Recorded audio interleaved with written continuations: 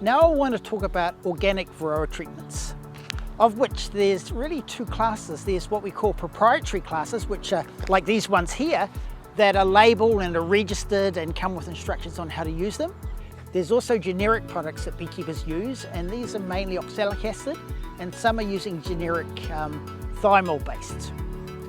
Now, the advantages with organic products, whether they're proprietary or whether they're generic, is that the residues, they're usually based on, for the proprietary ones, are based on thymol, which is naturally found in some honeys. Oxalic acid can also be found in some honeys. So residues from using these products is much, much less of a problem than with the synthetic ones. However, you can still have problems with residues if you overuse them. But as long as you follow the instructions, that's going to be less of a problem. So the residues are a real positive with these organic chemicals. The real question though is around their effectiveness. And you hear all sorts of comments, especially around the proprietary ones. For some people they work really well and some people less. And our advice is, if you are going to use them, you must check afterwards to make sure they've worked well. Same with oxalic acid, which has got really popular recently. Same issue, I hear some beekeepers get really good results out of it, and I see some beekeepers who are losing lots of hives because of it. And our best advice is that if you're not using these products and you're thinking about using them, try them on a few hives first to make sure that they're going to work for you. Don't ever experiment with more hives than you're prepared to lose. There are some also issues with oxalic acid in particular. We hear lots of reports from beekeepers. I say some people report they work really well, and a lot of people have lost hives from using it.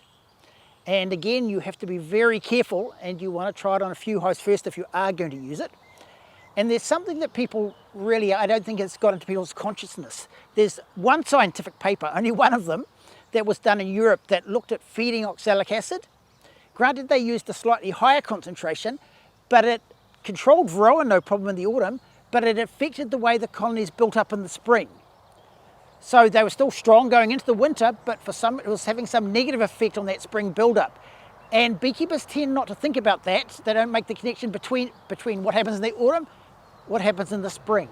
So if I was using oxalic acid everywhere, I think what I would do this coming season is leave a couple of half apiaries that you're using some synthetic treatment in, and just check in the spring whether the synthetic ones with synthetic treatment are doing better than the ones with oxalic acid.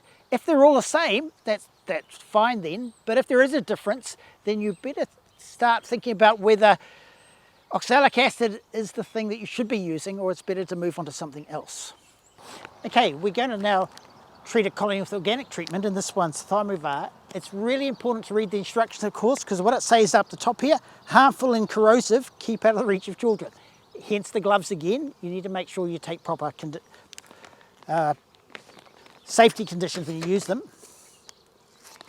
Let's have a look at what they look like in the packet. So what the instructions say is that for a single brood box like we have here, what you have to do is cut a wafer in half. So when you go beekeeping, you're going to have to take some scissors or something to be able to cut them.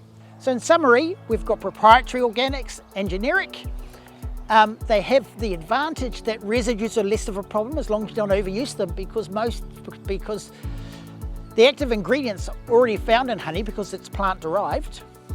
Effectiveness is always the issue, and our recommendation is that you test after you've treated to make sure they have worked.